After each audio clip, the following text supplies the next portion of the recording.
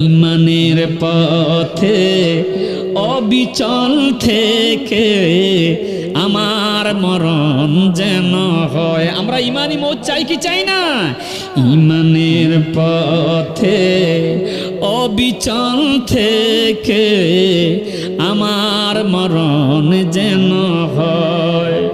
তোমারই কাছে মিনতি আমার, তোমারই কাছে মিনতি আমার, মহামহিম দয়াময়।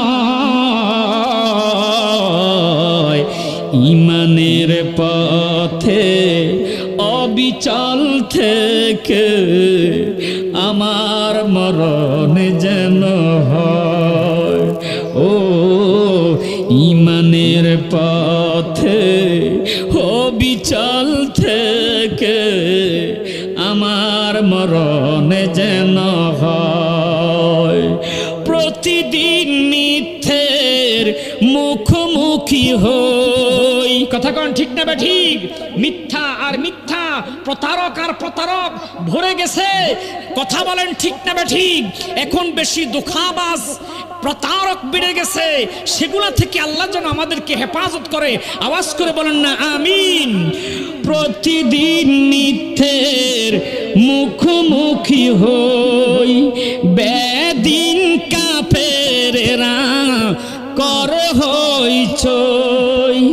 আজাজিল সে গোমরাহি সুর গায়, করে তোলে মোহময়। ও ইমানের পথে অবিচল থেকে আমার মরণ যেন হয়। ইমানের পথে অবিচল থেকে আমার মরণ যেন হয়। একটা জবান বন্ধ রাখবেন না, জোরে সোরে কন্যা মারহাবা। এ বন্ধুরা গভীর মনোযোগ। যখন দেখলো রাজা গৌর গোবিন্দ সৈন্যদেরকে সাজাইতেছে মুসলমানের সাথে যুদ্ধ করার জন্য, বাবা শাহজালাল ৩৬০ জন সফর সঙ্গী কি এক জায়গার মধ্যে এনে বলতেছে, আমি আজকে তোমাদের কাছে জানতে চাই, বলো বলো বলো, কার জীবনে এক ওয়াক্ত নামাজ, এক জিন্দেগিতে আসরের নামাজ কাজা হয় নাই? সুবহানাল্লাহ। আর জোরে সোরে কর না সুবহানাল্লাহ। নীরব, উপস্থিত সবাই নীরব। এমন সময় পিছন থেকে একজন ডাক দিয়ে বলে, হুজুর, আমার জিন্দেগিতে আমি কখনো আসরের নামাজ কাজা করি নাই। মারহাবা কর। মানে এক ওয়াক্ত নামাজও কাজা করে নাই। আমার দেশে দেখবেন বেশিরভাগ মানুষ আসর কাজা করে, মাগরিব পড়ে। কথা কোন ঠিক নেই?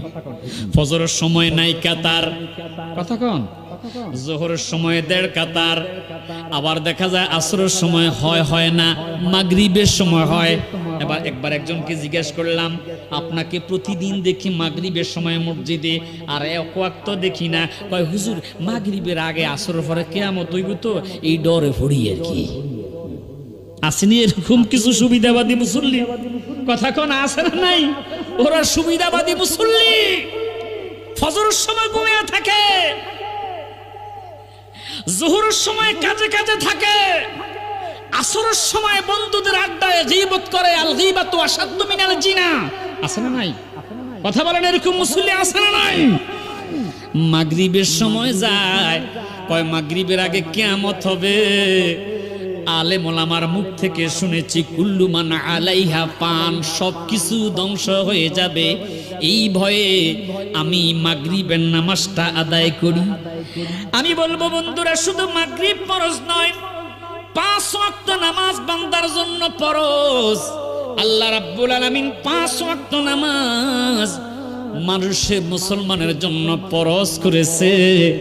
আমার নবীজির হাদিস, নবীজি বলেছে, মান আহসানা উদুআহুন্না, তোমরা যদি উত্তম রূপে ওযু বানাইয়া উত্তম রূপে ওযু বানাইয়া লিওয়াক্তিহিন্না ওয়া সাল্লুহুন্না ওয়া রুকুআহুন্না ওয়া খুশুআহুন্না, উত্তম রূপে ওযু বানাইয়া তোমরা যদি সময় মতো ওয়াক্ত মতো জামাতের সহিত নামাজ আদায় করে রে বান্দা, আল্লাহ পাক ওযুর দ্বারা অর্ধেক গুনাহ মাফ করে দিবে, আর নামাজের দ্বারা তোমাদের পুরা গুনাহগুলো মাফ করে দিবে।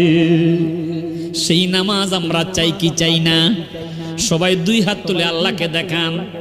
মাশাআল্লাহ, কয়েকজনে উঠাইতেছেন না, ওনারা একটু সন্দেহ আছে নাকি? নামাজ লাগবে কি লাগবে না? মাশাআল্লাহ, আল্লাহ কবুল করুক। সবাই বলেন না আমিন।